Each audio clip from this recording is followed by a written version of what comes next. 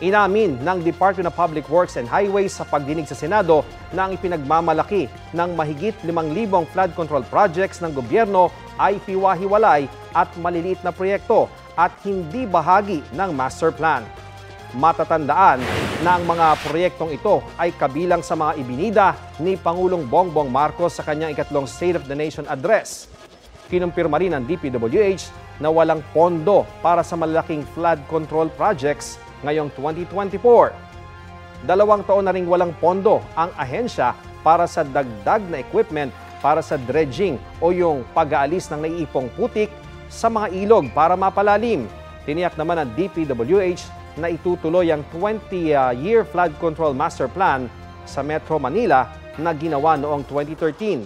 Tinalakay rin sa pagdinig ang epekto ng reclamation sa Manila Bay sa pagbaha malapit sa Senado. Ayon sa Department of Environment and Natural Resources, nakaapekto ang reclamation project sa daloy ng tubig, pollutants at organic materials sa Looc. Git naman ng ilang senador, isama ang reclamation project sa master plan. Kapuso, alamin ang maiinit na balita. Bisitahin at mag-subscribe sa GMA Integrated News sa YouTube. Sa mga kapuso abroad, samahan niyo kami sa GMA Pinoy TV at sa www.gmanews.tv.